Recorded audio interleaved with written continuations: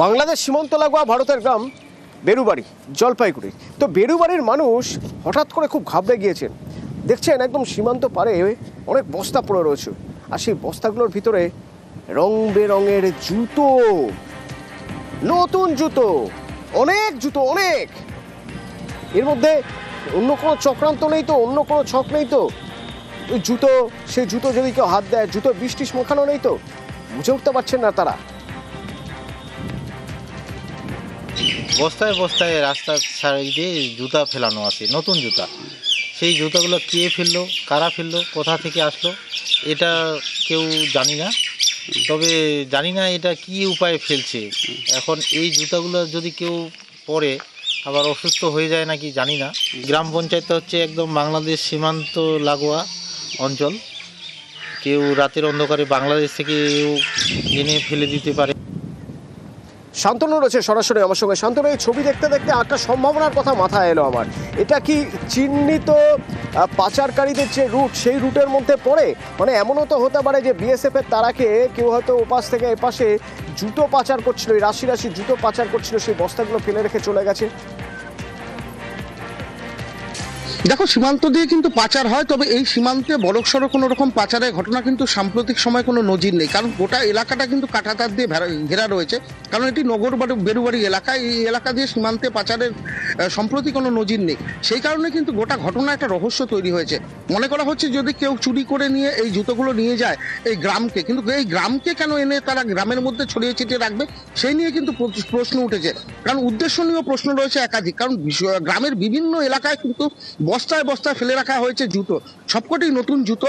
এবং সেই কারণে কিন্তু এই যে জুতোগুলো নিয়ে আসা হয়েছে, তার উদ্দেশ্য নিয়ে কিন্তু রীতিমতন আতঙ্কে রয়েছেন গ্রামবাসীরা। তাদের মনে হচ্ছে যে এই এলাকা দিয়ে যদি কোনো চোরা কারবারিরাও যদি এটা নিয়ে যান, তাহলে নির্দিষ্ট একটি জায়গায় হয়তো তারা ফেলে রেখে যাবেন। কিন্তু দেখা যাচ্ছে যে 12টি জায়গা থেকে 12 বস্তা জুতো উদ্ধার হয়েছে, প্রচুর সংখ্যায় জুতো। এবং সেগুলো জুতো কিন্তু অনেকে তাদের বাড়িতে নিয়ে গেছেন, বিভিন্ন মাপের জুতো এবং নতুন জুতো।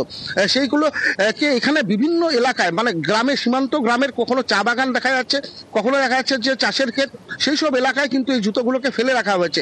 সেই কারণে কিন্তু গ্রামবাসীরা মনে করছেন কোনো উদ্দেশ্য নিয়ে এই জুতোগুলোকে ছড়িয়ে ছিটিয়ে রাখা হয়েছে। কারণ এখান থেকে কিছুটা দূরে রয়েছে বেরুবাড়ি সীমান্ত, যেটা এই নগর বেরুবাড়ি সীমান্ত থেকে, সেই এলাকা থেকে কিন্তু বিভিন্ন সময় দেখা যাচ্ছে যে কোনো উদ্দেশ্য আছে কিনা তা খতিয়ে দেখা তো হবে। কিন্তু খুব স্বাভাবিকভাবেই গ্রামের মধ্যে যদি কেউ দেখে এরকম বিভিন্ন জায়গায় বস্তা বস্তা নতুন জুতো পড়ে রয়েছে, তাহলে টেনশন তো বাড়বেই। কে কি উদ্দেশ্যে এখানে এনে ফেলেছে তা নিয়ে তো টেনশন হবেই। আমাদের গ্রামে জুতা ফেলাচ্ছে, যেখানে সেখানে জুতা ফেলাচ্ছে। জুতাগুলো কোথা থেকে আসতেছে, সবাই আতঙ্কের মধ্যে আছে। কতগুলো জায়গায় ফেলছে?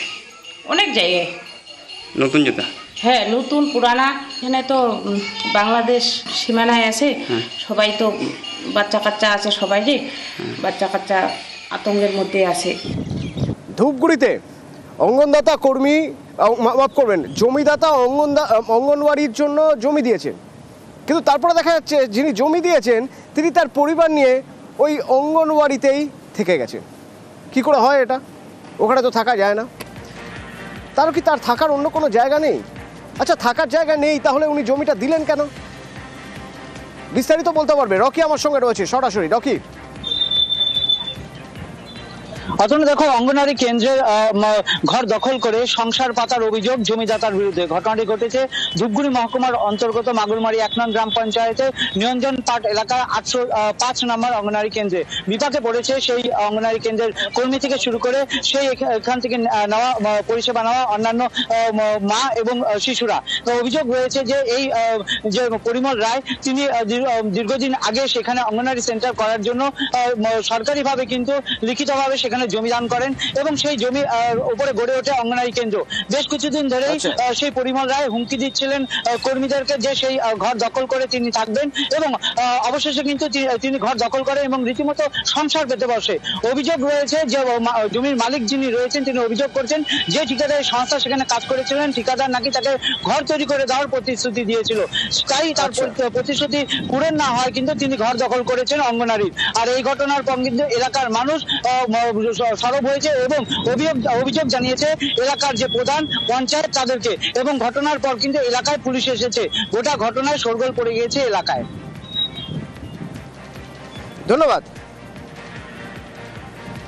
আপনি কি জমিটা দান করেছেন? আর দান মানে মুখে গিয়ে দান সাদা স্ট্যাম্পে কয় যে দান ওইখানে লেখা আছে, ঠিক আছে, দান লেখা আছে, না হলে পরে ঘরটার টাকা পাস হবে না, টেন্ডার পাস হবে না, ঠিকাদার টাকা পাবে। সেই কারণে আপনি একটা লিখিত দিয়ে? হ্যাঁ, সেই কারণে ঠিকাদার কয় যে এটা লিখিত রেজিস্ট্রি দেননি? না, রেজিস্ট্রি দেন, কিন্তু ওই ঠিকাদারে বলছে যে ওখানে তুই থাকতে পারবি, তুই বিছনা ঢুকা, তখন আমি ঢুকাইছি।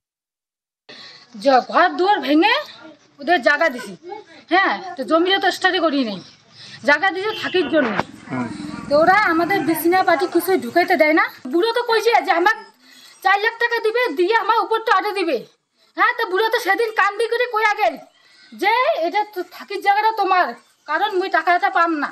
তাহলে বাচ্চাদের জন্য কোথায় রান্না বান্না হবে যদি আপনারা বাচ্চাদের জন্য কোথায় রান্না বান্না হবে? দিদিমণিকে বলেন। অভিযোগ এই অঙ্গনওয়াড়িতে ঘর দখল করে সংসার পাতার জন্য রান্না পর্যন্ত করা যাচ্ছে না। রান্না করতে এখানে দিবে না, ওদের নাকি এটা ঘর। এখন আমরা প্রধানকে জানিয়েছি, প্রধান বলেছে যে বিডিওকে জানাবে। কিন্তু এভাবে তো চলতে পারে না, একটা তো সমাধানে আসতে হবে। পঞ্চায়েত প্রধান কি বলছেন শুনুন। এগুলা তো অনেক দিনের আগের অর্ডারে ওগুলো কাজ হয়েছে, আমি তো তখন বোর্ডে ছিলামই না। মানে এটা কি হয় কি? ওটা তো সম্ভবত আমি যতদূর জানি ওটা হয় না।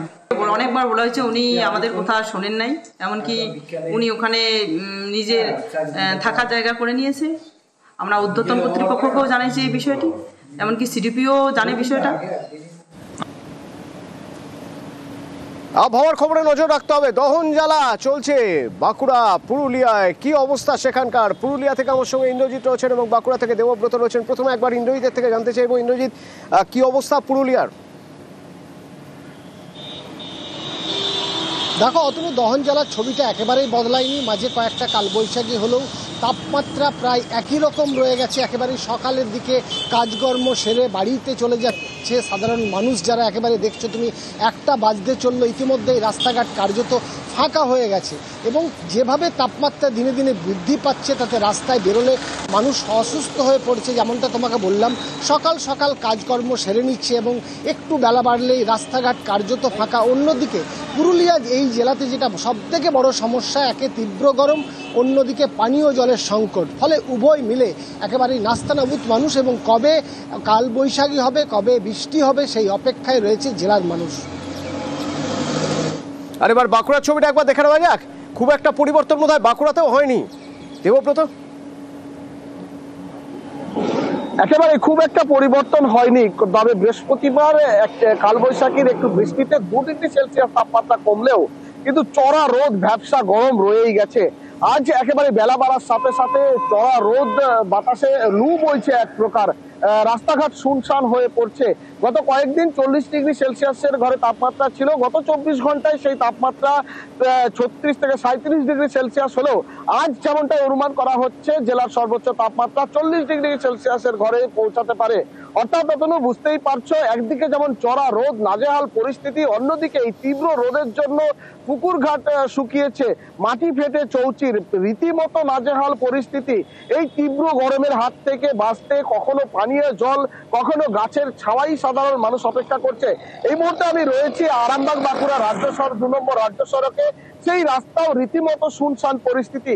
সকালে অতি প্রয়োজনে যারা বেরোচ্ছে তাদের নাক মুখ ঢাকা থাকলেও দুপুরের দিকে কিন্তু রীতিমতো রাস্তাঘাট শুনশান হয়ে পড়ছে। সকলেই চাতক পাখির মতো তাকিয়ে রয়েছে কখন একটু কালবৈশাখীর বৃষ্টি হয় এবং সেই বৃষ্টিতে মাটি ভেজে এলাকা ঠান্ডা হয়, লাল মাটির জেলা এই তীব্র গরমের হাত থেকে রক্ষা পায়। সেদিকেই তাকিয়ে কিন্তু বাঁকুড়াবাসী থেকে শুরু করে বাঁকুড়ার গ্রামাঞ্চলের মানুষজন, কারণ কৃষকরা তারা মাঠে যেতে পারছেন না, বাইরে বেরোতে পারছেন। তবে এদিকে উত্তরে আবার বিভিন্ন জেলায় টানা বৃষ্টি চলছে। উত্তরের বিভিন্ন জেলায়। ডুয়ার্সে রাত থেকে মুষলধারে বৃষ্টি, আর তাতে যেটা হচ্ছে তাতে আলিপুরদুয়ারের কালজানি নদীতে জল বেড়ে গিয়েছে। এদিকে উত্তর দিনাজপুরেও ঝড় বৃষ্টি।